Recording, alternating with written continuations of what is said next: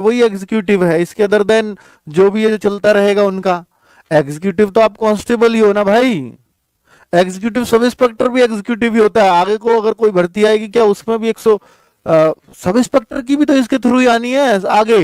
SSC CPO में हो सकता है अगली साल आरपीएफ भी देखने को मिले, और उसमें भी फिर 170 वाली बात आएगी। तो इसलिए आरपीएफ एसआई वालों को भी बहुत खुश होने की जरूरत नहीं है, उनको भी 170 होना तय है। अभी ये कांस्टेबल्स के लिए आया है हालांकि, तो भाई 170 सेंटीमीटर हाइट और सीना 80 से 85 बिल्कुल जो एसएससी जीडी में चाहिए वो इन्होंने कर दिया है। और दूसरा जो बड़ा चेंज आया है वो देखने को मिला है कि इनकी जो एज है वो भी 18 से करके जो 23 होती है उसी कैटेगरी में हम लेकर के आएंगे। तो भाई ये दोनों चेंजेस बहुत ही भारी बच्चों के ऊपर पड़ने वाले हैं। मैंने लिख दिया दो बड़े नुकसान है। एक तो आपका एज का 18 से 23 साल अब होगी अगर एसएससीजीडी के थ्रू भर्ती आएगी, और एसएससीजीडी के साथ आएगी अर्धसैनिक बलों वाली सब कुछ चलेगा। पहले ही 18 से 25 होती थी, 2 साल का बड़ा नुकसान है ये।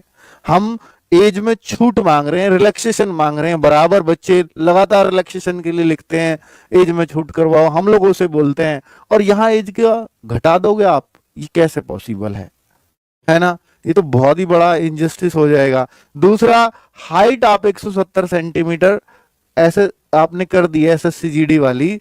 पहले जो 165 होती थी, हर बच्चा इस भर्ती का वेट करता था जिसकी हाइट 166 है, 167 है, 168 है, वो कहाँ जाए? वो तो इसी भर्ती पे डिपेंड था, और आज तक अगर आपका काम चल रहा था तो अब क्यों नहीं चलेगा? आप चलो एसएससीजीडी के थ्रू ले आओ, कोई दिक्कत नहीं है।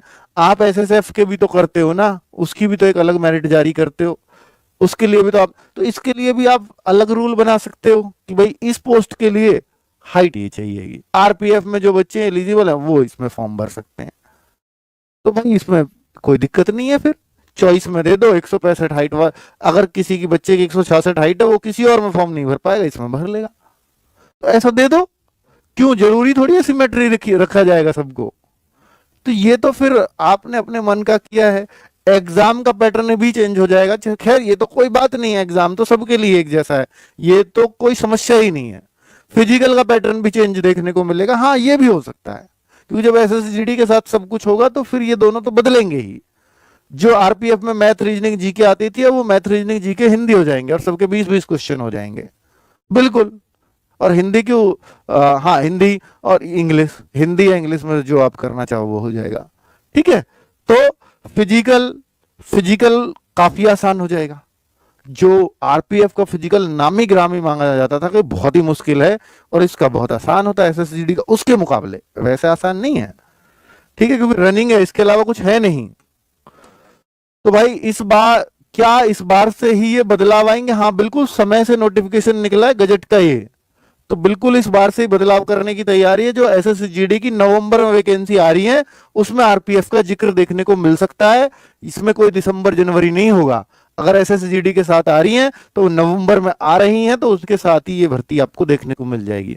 मान लीजिए पहले एसएससीजीडी 10-15 नवंबर के आसपास निकालने वाले थे, अब वो 20-25 नवंबर चली जाएगी बस, और एसएससीजीडी के साथ ही ये भर्ती आएगी।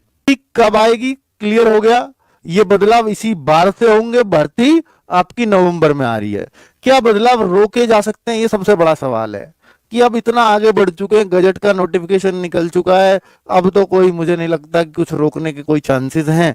भाई हो सकता है, मंत्रालय के हाथ में सब कुछ है, उन्होंने किया है तो डिसीजन वापस भी हो सकता है। इसके लिए फिर आपको क्या करना होगा, जल्दी से जल्दी अपना विरोध जरूर, क्योंकि बच्चों से कोई सलाह तो ली नहीं गई, किसी एस्पायरेंट का कोई इसमें राय तो है नहीं, तो आप अपनी मर्जी से तो कुछ भी नहीं कर सकते। यहां एस्पायरेंट जो लगातार इसकी तैयारियां कर रहे हैं कई सालों से, तो उनकी कुछ तो आपको सुननी चाहिए।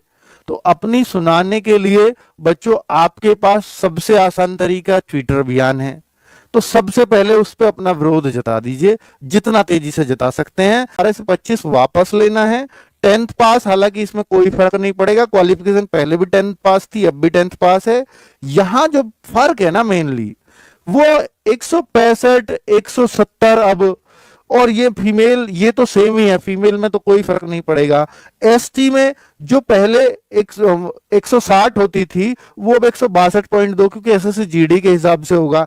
एसटी फीमेल 152, और 150। पहले यहाँ एससी को भी छूट थी, 165 से फिर नीचे, मतलब जो पहले छूट थी वो यहाँ केवल एसटी को नहीं थी, एससी को भी थी, और यहाँ केवल अब एसटी को मिला करेगी, एससी को मिलेगी नहीं, एससी को 170 ही आना होगा।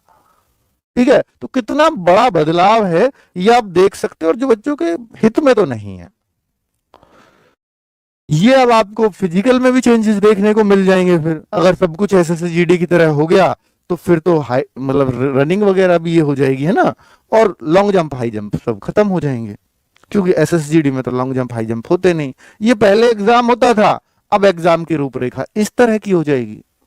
नेगेटिव मार्किंग 1/3 थी, 1/8, इसमें कोई समस्या नहीं है। एग्जाम आप चाहे जैसा कर दीजिए, वो सबके लिए एक जैसा है, सबको बराबर अपॉर्चुनिटी है वहां पर। लेकिन आप एलिजिबिलिटी अलग कर देंगे तो फिर तो बहुत सारे बच्चे जो इसकी तैयारी कर रहे थे वो वैसे ही बाहर हो जाएंगे ना।